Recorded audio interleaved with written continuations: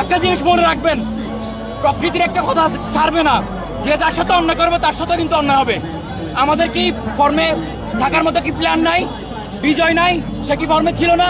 এই যে আমাদের ইমরুল কায়েস, সে কি ফর্মে ছিল না? মেহেদী হাসান মিরাজ, তাকে কোন হিসাবে কোন যুক্তিতে বাদ দিলেন আপনি?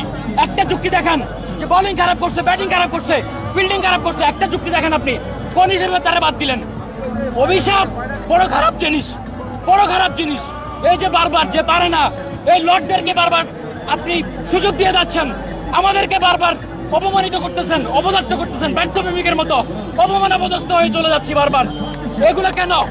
আপনি দেখেন, আজকে আপনি একটা মেয়ে বা একটা ছেলেকেও ভালোবেসে এতটা অপমান অপদস্থ হন না আমার মনে হয়, যতটাই বাংলাদেশের এই ক্রিকেটারদেরকে ভালোবেসে আপনি অপমান অপদস্থ হয়েছেন। আপনি দেখেন, এই শান্ত বলেন, সৌম্য বলেন, কিংবা লিটন বলেন, এটা বাংলার আদু ভাই, এরা বাংলার আদু ভাই, যারা বছরের পর বছর, ওই যে আমরা বইয়ের মধ্যে পড়ছিলাম আদু ভাই ক্লাস 8ম শ্রেণীতে, সারা বছরই থাকে। এই আদু ভাই সারা বছরই থাকবে। আমার মনে হয় আমাদের ভবিষ্যৎ প্রজন্ম এসেও এই আদু ভাই মার্কা টাইপের ক্রিকেটারদেরকে তারাও দেখবে, তারাও আমাদের মতো এই কষ্টের কথা, অত্যাচার, অপমান, নিপীড়নের কথা তারাও হয়তো আপনাদের সামনে এসে বলবে, তারাও বলবে, কিন্তু প্রতি উত্তরে কোনো সমাধান হবে না। তারা এই জীবন সারা জীবন তারা থেকে যাবে। আমার আর বলার কিছু নেই।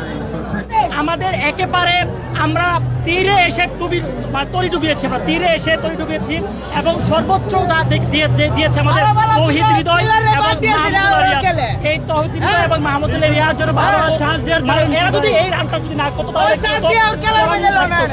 আমরা আশা করি যে বাংলাদেশ টিম যে ধরনের ম্যাচটা আজকে খেলেছে আমাদের আশা জাগিয়েছে। হোপফুলি আমরা কিন্তু জানতাম যে লাস্ট অবধি পর্যন্ত যদি জাস্ট টপ অর্ডার যদি একটু ভালো মতো কন্ট্রিবিউট করতে পারতো তাহলে এই ম্যাচটা আমাদের হাতে, আমাদের এই ম্যাচটা হাতে ছিল। আজকে অবধি পর্যন্ত আমি দেখলাম না টপ অর্ডার ব্যাটসম্যান 50 থেকে 60 রানের একটা জুটি করেছে।